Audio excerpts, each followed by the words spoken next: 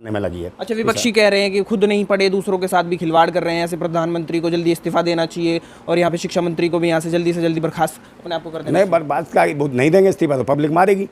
आने वाले समय पीटेगी, जैसे अभी चप्पल मारी ना खींच के, तो इस्तीफा देना चाहिए। आप मुझे बताओ, इनके लोकसभा क्षेत्र में ये स्वागत करवाने गए थे, स्वागत के दौरान चप्पल मार दी इनके ऊपर, तो कितना बड़ा बुरा हाल है कि इनके लोकसभा क्षेत्र में आप किसको कहेंगे। पहले पंजाब गए थे तो कहले पंजाब के मुख्यमंत्री को कह दो कि मैं बच के आ गया पंजाब से, अब खुद है वहाँ से लोकसभा के हैं, खुद वहाँ से जीते हुए, तो अब किससे बच के आ गया, अब किसको कहोगे चप्पल पड़ी तो इनके ऊपर चप्पल जूतों की जो बरसात होने वाली है, नहीं दिखाया। अरे भाई मीडिया पे तो पूरे सोशल मीडिया पे, अखबारों में भी छापा है कुछ में है, तो प्रधान भाई सरकार अभी तो मीडिया इनसे चिपकी हुई है और मीडिया की भी ठुकाई पिटाई होगी अगर ये देश जो है ना, देश के युवा जब जागरूक हैं। अभी कैसे कर रहे हैं हरकतें, नीट के लेके जो छात्र बेचारे आंदोलन कर रहे हैं, वहाँ बच्चियाँ भी आंदोलन कर रही हैं, उनके साथ कैसे मारपीट कर रहे हैं, उन्हें कूट रहे हैं, ढंग से मार रहे हैं, तो मतलब जो न्याय की बात कर दे, चाहे महिला खिलाड़ी थी वो भी न्याय के लिए आई, उनके साथ भी मार कुटाई करी। तो ये कोई नहीं है, बेटी बचाओ बेटी पढ़ाओ का नारा एक मजाक बना दिया और देश के ऊपर एक ऐसा जीप चढ़ाते हुए लोग हैं कि देशवासियों को जीप चढ़ा रहे हैं बहन बेटियों को लेकर। लेकिन जो नीट के जो बच्चे हैं आगे डॉक्टर बनते हैं, डॉक्टर को यहाँ भगवान बोला जाता है, जीवन दाता बोला जाता है,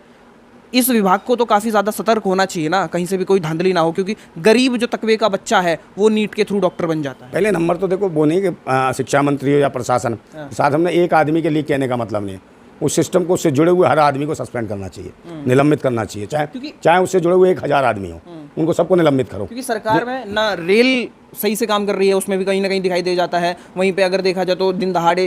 कश्मीर के अंदर आपने देखा हो वहाँ पे हादसे हो जाते हैं, मणिपुर आपने देखा ही है, और यहाँ पे टोल लेकर यहाँ पे तो मतलब जनता का पैसा लूटा जा रहा है। तो ऐसी कोई नीति दिखाई नहीं दे रही जो जनभावना में। रेल हादसे को तो देखो, उससे पहले भी साल भर पहले ये नौटंकी कर रहा था अश्विनी वैष्णव, और ऐड भी कर रहा था कवच का, जो कहता था गाड़ी आएगी कवच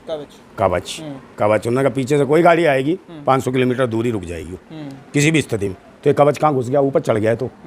है। जैसे बहन मतलब यही कि किसी भी स्तर पे यहाँ पे, क्योंकि नीट की बात चल रही है, बच्चों की बात चल रही है, फ्यूचर की बात चल रही है, तो आप अब क्या संदेश देना चाहते हैं जो खासकर नीट के पढ़े लिखे बच्चे हैं, गरीब बच्चे हैं जो नीट के थ्रू डॉक्टर बन जाते हैं? भाई उनको परीक्षा दोबारा करानी चाहिए और ज़्यादा से ज़्यादा ध्यान देना चाहिए। दूसरे नंबर, इससे जुड़े हुए जो लीक पेपर हुआ, इससे जुड़े हुए जितने भी सिस्टम है वहाँ सरकारी सिस्टम में, संस्थान में जो भी हैं, 1000 आदमी 2000 आदमी जो भी आते हों, एक आदमी को बदलने से कि इसकी वजह से लीक हो गया, एक को नहीं बदलना, उस सिस्टम को पूरे को बदल दो, बदल दो, उनको करो निलंबित, तो उससे और नौकरियां भी तैयार हो जाएंगी इन युवाओं के लिए। जो उनको खाली करोगे वो भी रिक्त स्थान मिलेंगे, क्योंकि आगे से पता चलेगा कि ऐसे 420 ये हरामपना करना छोड़ेंगे, भ्रष्टाचार करना बंद करेंगे और जो बच्चों के भविष्य खेलना बंद करेंगे, और जो बच्चे जो नए आएंगे उन्हें पता है कि हाँ इतने 1000 आदमियों की नौकरी छीन ली गई थी इस तरीके से पेपर लीक होने पर, तो हर आदमी सिस्टम का डरेगा, नहीं तो ये सोचेगा यही तो फंसेगा,